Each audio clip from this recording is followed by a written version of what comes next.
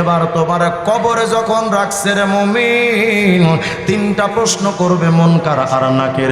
তিনটা প্রশ্নের মধ্যে খবর নাও, একটা প্রশ্নে আল্লাহর নাম, দ্বিতীয় প্রশ্নে নবী মুহাম্মদের নাম। আল্লাহু আকবার। এজন্য আল্লাহ পাক বলেন, হাবিব ইদা তুকিরিতু তুকিরিতামাই, আমি আল্লাহর নাম যেখানে আপনি নবীর নামও সেখানে, আমি আল্লাহ যেখানে আপনি নবীও সেখানে। আরে আল্লাহ পাক বলেন, এই নবী আলহামদুলিল্লাহি রব্বিল আলামিন, সমস্ত জগৎগুলোর রব বলেন তো কে? জোরে বলেন কে? আল্লাহ পাক বলেন, হাবিব আমি আল্লাহ সমস্ত জগতের রব।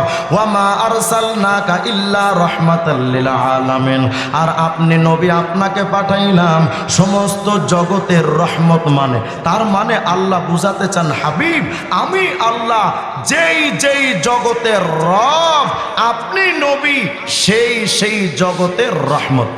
وَمَنْ عَمِلَ صَالِحًا مِّن ذَكَرٍ أَوْ أُنثَىٰ وَهُوَ مُؤْمِنٌ فَأُولَٰئِكَ يَدْخُلُونَ الْجَنَّةَ يُرْزَقُونَ فِيهَا بِغَيْرِ حِسَابٍ।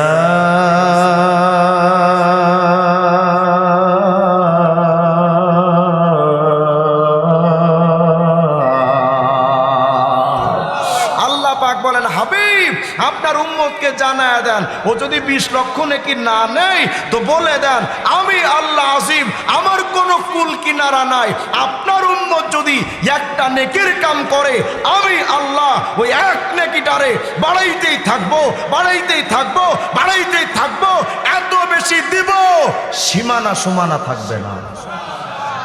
এজন্য আল্লাহ পাক বলেন, কুনতুম খায়রা উম্মাহ, তোমরাই শ্রেষ্ঠ জাতি, তোমরা শ্রেষ্ঠ উম্মত, তোমাদের চাইতে শ্রেষ্ঠ কোনো উম্মত নাই। কারণ কি মুমিন, যেই নেতা যত দামি, ওই নেতার অনুসারীদের দামটাও তেমন বেশি হয়। যেই কোম্পানিটা যত ভালো, তার প্রোডাক্টের মানটাও তত বেশি ভালো হয়। কতখান? যদি তাই হয়, আমরা হলাম মুহাম্মদুর রাসূলুল্লাহর অনুসারী, আমাদের ব্র্যান্ডের নাম হলো মুহাম্মদুর রাসূলুল্লাহ।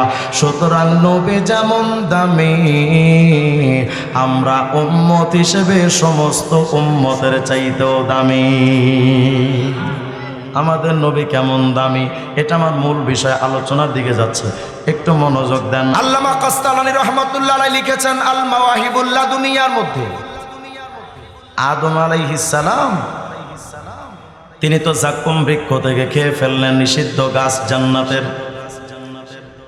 আদম আলাইহিস সালাম দুনিয়াতে চলে আসলেন।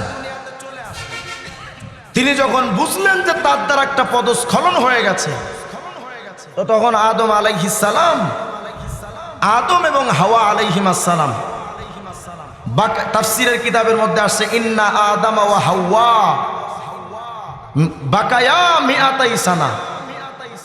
আদম এবং হাওয়া আলাইহিমাস সালাম, অনেকে হাওয়া বলেন কিন্তু এটার উচ্চারণ হাওয়া।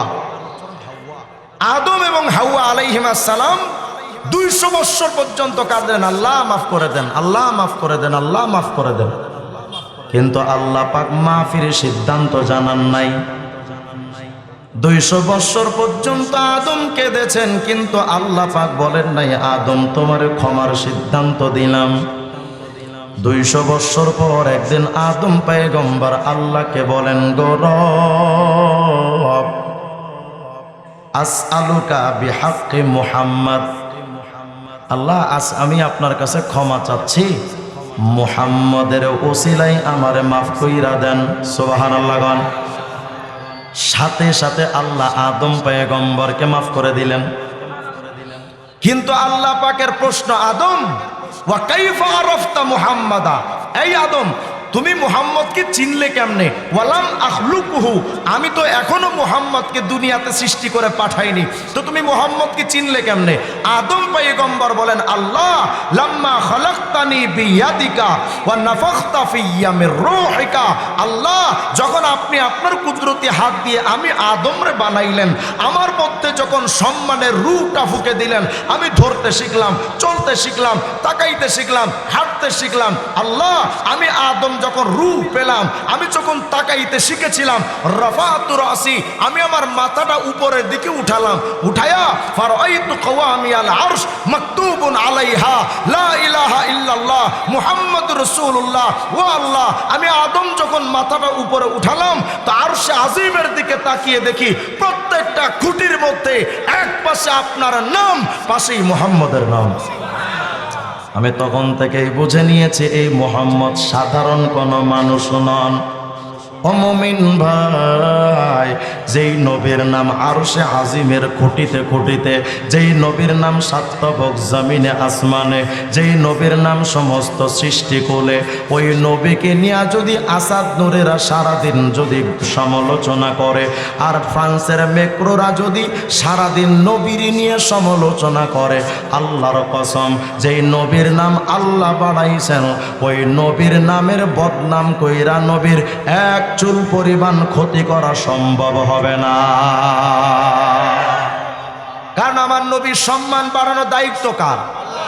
আল্লাহ পাক বলেন, হাবিব ওয়া রাফানা লাকা যিকরাক, ও নবী আমি আল্লাহ ওয়াদা নিলাম আপনার নাম, আপনার মান, আপনার সম্মান, আপনার ইজ্জত নবী আমি আল্লাহ অনেক উপরে উঠাবো। দায়িত্ব নিলেন কে? এবার নবীজি প্রশ্ন করেন, জিবরিল ভাই ওয়া কাইফা রুফিয়াত, আমার মান মর্যাদা আল্লাহ যে উঠাবেন এটা কিভাবে সম্ভব, কেমনে করবেন আল্লাহ? জিবরাইল ভাই আমাকে একটু খুইলা বলো না। জিবরিল আমিন বলে, পয়গম্বর আল্লাহ জানায় দিয়েছেন, ও নবী আমি আল্লাহ আপনার নামটা অনেক উপরে উঠাবো। কেমনে জানেন? ইদা দুকিরিতু দুকিরিতামাই, নবী আমি আল্লাহ সিদ্ধান্ত দিলাম এমন একটা নিয়ম চালু করে দেব, আমি আল্লাহর নামটা যেখানে যেখানে উচ্চারণ করা হবে, আপনি মুহাম্মদের নাম সেখানে সেখানে উচ্চারণ করা হবে। এজন্য আপনার জন্মের শুরুতে আজান একামত, এক কানে আজান আর এক কানে একামত, আজানেও আল্লাহর নাম সাথে নবীর নাম, একামতেও আল্লাহর নাম সাথে নবীর নাম। একটু বড় হইয়া যখন মাহফিলে যান, গিয়া দেখলেন রিজওয়ান রফিকে বয়ান করে, তার কণ্ঠে তার মুখে আল্লাহর নাম সাথে নবীর নাম। আপনি কোনো খানকায় যাবেন, ওখানেও আল্লাহর নাম নবীর নাম, স্কুলে যাবেন আল্লাহর নাম নবীর নাম, মাদ্রাসায় যাবেন আল্লাহর নাম নবীর নাম, মসজিদে যাবেন আল্লাহর নাম নবীর নাম, আর যেখানেই যাইবা আল্লাহর নাম নবীর নাম। এবার তুমি একটু যখন বড় হইলা, ভাবতেছো নামাজ আদায় করা দরকার, মসজিদে যাবে, মসজিদে যাওয়ার আগে যখন ওযু করতে যাবে রে মুমিন, ওযু করার পর একটা দোয়া আছে, খবর নিয়ে দেখো ওই দোয়ার মধ্যেও আল্লাহর নাম সাথে নবীরও নাম আছে। তুমি মসজিদে যখন ঢুকতে যাইবা, তিনটা দোয়া, একটা দোয়াতে আল্লাহর নাম, দ্বিতীয় দোয়ার মধ্যে নবীর নাম। মসজিদে ঢুইকা দেখলাম মুয়াজ্জিন আজান দেয়, ভালো কইরা মনোযোগ দিয়া শোনো, মুয়াজ্জিনের কণ্ঠে আল্লাহর নাম সাথে আবার নবীর নাম। মনে করলাম মসজিদের সময় তো জামাতের আরো দেরি আছে, একটু বসি না। কোরআন শরীফ খুললেন, দেখলেন কোরআনের মধ্যেও আল্লাহর নাম নবীর নাম। এবার ভাবতেছেন একটু হাদিস পড়ি, হাদিসের মধ্যেও আল্লাহর নাম নবীর নাম। তাবলীগের ফাজাইলে আমাল কিতাব খুলে দেখবা, ওইটার মধ্যেও আল্লাহর নাম নবীর নাম। একটু পরে মুয়াজ্জিন যখন একামত দেয়, একামতের মধ্যেও আল্লাহর নাম সাথে আবার নবীর নাম। ইমাম সাহেব যখন নামাজে দাঁড়ায় যায়, নামাজটা ততক্ষণ পূর্ণ হবে না যতক্ষণ তাশাহুদ আত্তাহিয়াতু পড়বা না। আরে মুসল্লি খুঁজা দেখো, তোমার আত্তাহিয়াতুর ভেতরে আল্লাহর নাম নাম সাথে নবীর নাম, দরুদ শরীফ পড়বা, ওখানেও আল্লাহর নাম নবীর নাম। নামাজের পরে যখন দোয়া করবা তোমার দোয়াটা কবুল হবে না যতক্ষণ পর্যন্ত দরুদ না পড়বা। তার মানে তোমার দোয়া কবুল হতেও আল্লাহর নাম নবীর নাম। কোরআনেও আল্লাহ নবী, হাদিসেও আল্লাহ নবী, মসজিদেও আল্লাহ নবী, মাদ্রাসাতেও আল্লাহ নবী, মাহফিলেও আল্লাহর সাথে নবী। আবার তুমি আজানে দিবা সেখানেও আল্লাহ নবী, একামতের মধ্যেও আল্লাহর সাথে নবী, নামাজের মধ্যেও আল্লাহর সাথে নবী, দুয়ার মধ্যেও আল্লাহর সাথে নবী। এমনকি তুমি যদি ইলেকশন করতে যাও সারা বছর আকাম কোকাম করলেও ইলেকশনের আগে আয়েশা মানুষের সামনে দাঁড়ায় বলা লাগে আল্লাহ রসুলের নামে একটা ভোট দিয়েন, কথা হয় না? তার মানে নেতাদের কণ্ঠেও আল্লাহর নাম নবীর নাম। কিছুদিন পরে যখন তোমার মৃত্যুর সময় হয়ে গেল, ইন্তেকালের আগে তোমার যখন কালেমার তালকিন দিবে, খুঁজা দেখো কালেমার প্রথম অংশে আল্লাহর নাম, দ্বিতীয় অংশের সাথে নবীর নাম। একটু পরে মারা গেছো, মারা যাওয়ার পর তোমার জানাজাটা হবে রে মুমিন। জানাজার মধ্যে 3টা দোয়া, 4টা তাকবীরে 3টা দোয়া। প্রথম দোয়াতে সানা, দ্বিতীয় দোয়াতে দরুদ শরীফে ও নবী। তার মানে জানাজার মধ্যেও আল্লাহর নাম সাথে নবীর নাম।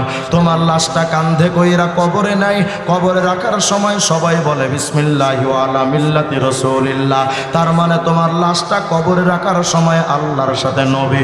এবার তোমার কবরে যখন রাখছে রে মুমিন, 3টা প্রশ্ন করবে মুনকার আর নাকির। 3টা প্রশ্নের মধ্যে খবর নাও, একটা প্রশ্নে আল্লাহর নাম, দ্বিতীয় প্রশ্নে নবী মুহাম্মদের নাম। আল্লাহু আকবার। এজন্য আল্লাহ পাক বলেন হাবিব ইদা যুকিরতু যুকিরতা মাই, আমি আল্লাহর নাম যেখানে আপনি নবীর নামও সেখানে, আমি আল্লাহ যেখানে আপনি নবীও সেখানে। আরে আল্লাহ পাক বলেন এই নবী আলহামদুলিল্লাহি রাব্বিল আলামিন, সমস্ত জগৎগুলোর রব বলেন তো কে? জোরে বলেন কে? আল্লাহ পাক বলেন হাবিব আমি আল্লাহ সমস্ত জগতের রব, ওয়া মা আরসালনাকা ইল্লা রাহমাতাল লিল আলামিন।